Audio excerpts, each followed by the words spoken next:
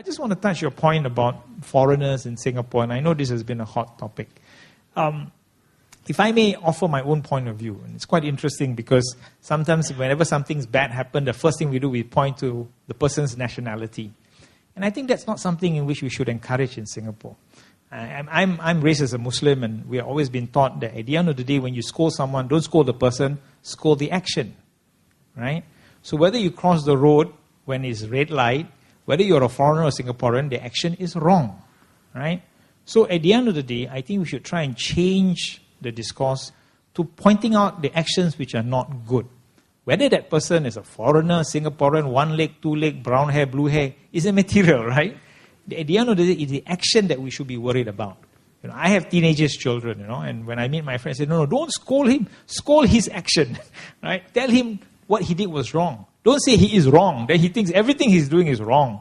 But what you did is wrong, and please change that. The rest is okay, kind of thing. So I think that's a kind of attitude that we should react. Because these things happen online also. The minute it comes out, I see this foreigner, they don't understand Singapore, blah, blah, blah. My colleague, Mr. Bayam King, tried to say something sensible, he got flamed. And he was trying to tell us, let's understand this perspective differently. And I think his point is, look at the action, We condemn the action, don't condemn the person. But I agree with you, for foreigners, we have to continue to educate them. And there are efforts. Right? There is a committee called the National Integration Committee chaired by Minister Chan Chun Sing. I'm a member of the committee. And there have been efforts at the ground to try and educate the people. When I was in Environment Ministry, you know what was our biggest problem? To educate foreign workers not to litter. Because when you go to Little India, we have a lot of littering problem. But we work closely with them, explain to them with the contractors, and the numbers have come down. So at the end of the day, it's an effort that we have to make. But more importantly, let's take it with the right spirit and right perspective. Thank you. I think in any society, we can't run away from the fact that there will be people of different abilities who can run faster, who can do things better than other people. That's the way human beings are, right? I mean, not all of us are made different equally. Not all of us will have same environment at home depending on what is available. The most important thing is really about what the government can do to create as many opportunities as possible for people who want to excel. Think of it about in Singapore. School is very cheap, You don't have to bribe your way and pay your way to get into a school, right? And as Minister of Education has said, there's no such thing as a neighborhood school. Every school is good because we've invested heavily to make sure that no matter which school you go to, you have the same opportunity to excel, to learn, to educate, and be a constructive member of society. So the role of the government is really to fill those gaps as much as possible. Your natural ability is something we can't do. That you are born with and what your parents do with it is really nothing much the government can do.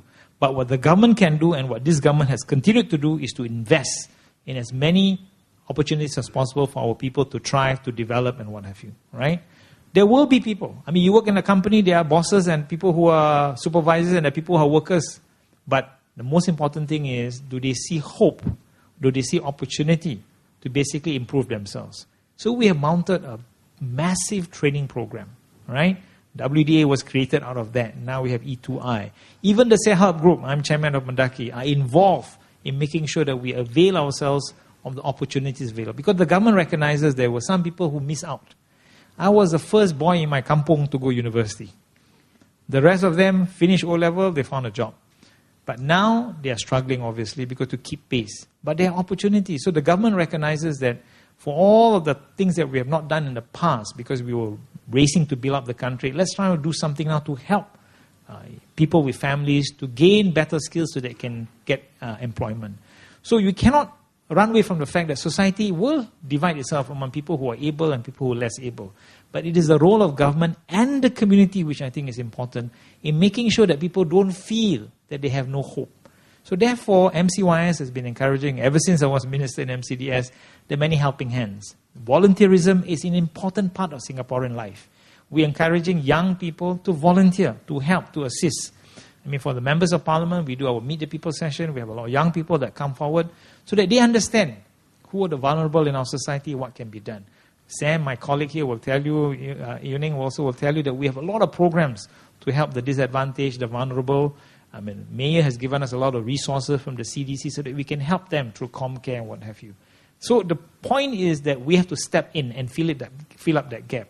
But if the man is not able to rise to the top, it really is not because the government has not given him the opportunity. It's that sometimes he's inhibited because of certain abilities which we can't control, right? So, and I don't think we'll go the way of London, England, whereby there'll be a northern part. I don't think Woodlands is much more better than Shenton Way or something. Singapore is very small. The most important thing is for us to make sure that we have common spaces. You know, we have a law in Singapore, which is a very interesting law. There are no private beaches in Singapore. There's no such thing as a private beach in Singapore. Even that Sentosa, there was only one that we make an exception. Everything else is open to the public. Why? Because this is national resource. This is our national resources must be made available to every Singaporean. You may be rich and own a $35 million bungalow, but that beach belongs to the people of Singapore, and I can go and walk there and do a picnic because it is part of Singapore. That is a very important act on the part of government. When I was in an environment ministry, we were looking at doing the same thing for our reservoirs, so that the reservoirs are open to all Singaporeans. And I am sure current Minister, Dr. Vivian, is looking into that. So we will continue to create and enlarge common spaces so that more Singaporeans can come and interact. You know, I stay in the East Coast, so East Coast Parkway is my backyard, as you can say. Cycle there. You see Singaporeans of all shades and color, and even foreigners mingling, playing their cricket, playing football, eating together, and what have you. That is something which the government cherish. We want to build that common space as much as possible so that Singaporeans of all backgrounds can come together. And we will continue to do that. So there will be no exclusive places for Singaporeans. If it's exclusive, because you can afford it. So you can buy a bungalow for $35 million and live because you can afford it. Why should we begrudge the man? If he has earned that money through honest living, that his, as the Muslims will say, that is rizki, that's from God, right? Or whatever you want to view it.